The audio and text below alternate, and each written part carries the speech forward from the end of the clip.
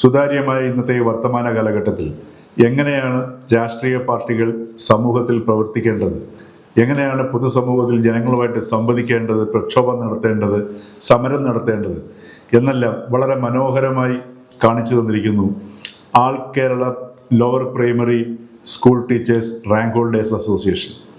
കഴിഞ്ഞ 13 ദിവസമായി സെക്രട്ടേറിയറ്റിന് മുമ്പിൽ നിരാഹാരം തുടർന്നു വന്ന അസോസിയേറ്റ് സെക്രട്ടറി എസ് വളർമതി, അവരുടെ ആ സമര രീതിയും അതേപോലെ തന്നെ അവർ കാര്യങ്ങൾ അവതരിപ്പിക്കുന്നതിലെ വ്യക്തതയും വൈകാരികതയെ മാറ്റി നിർത്തിക്കൊണ്ട് അവരുടെ വിഷയങ്ങളിലേക്ക് മാത്രം ഊന്നി സംസാരിച്ച ആ രീതിയും ഒക്കെ വളരെ അധികം കേരളം ഇന്ന് ശ്രദ്ധിക്കേണ്ടതാണ്.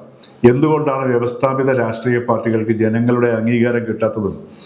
അവർ പറയുന്ന വിഷയങ്ങളിലും അതോടൊപ്പം തന്നെ ചില ഗുണ്ടാ പ്രവർത്തനങ്ങൾക്ക് സമാനമായ രീതിയിലുള്ള പ്രക്ഷോഭങ്ങളൊക്കെ നടത്തുമ്പോഴും ജനങ്ങളുടെ പിന്തുണ കിട്ടാതെ പോകുന്നത് എന്നുള്ളതും വളർമതി വളരെ മനോഹരമായിട്ട് കാണിച്ചു തരുന്നുണ്ട്.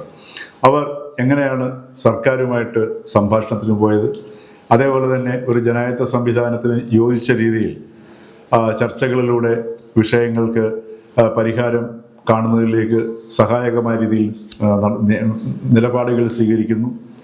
അവർ മന്ത്രിയിൽ നിന്ന് തന്നെ നാരങ്ങാനീര് വാങ്ങി കഴിച്ചുകൊണ്ട് നിരാഹാരം അവസാനിപ്പിക്കുന്നു. അതേ സമയത്ത് പ്രക്ഷോഭങ്ങളോ പ്രതിഷേധമോ ഇല്ലാതെ തങ്ങളുടെ സാന്നിധ്യം സെക്രട്ടേറിയറ്റിൻ്റെ മുന്നിൽ തുടരും എന്ന വളരെ വ്യക്തതയും ധീരതയുമുള്ള ഒരു നിലപാട് സ്വീകരിക്കുകയും ചെയ്ത വളർമതിയുടെ ഒരു സമീപനം കേരളത്തിലെ എല്ലാ രാഷ്ട്രീയ പാർട്ടികൾക്കും രാഷ്ട്രീയ വിദ്യാർത്ഥികൾക്കും മാതൃകയായി മാറിയിരിക്കുന്നു എന്നുള്ളത് നമ്മൾ കാണാതെ പോകരുത്.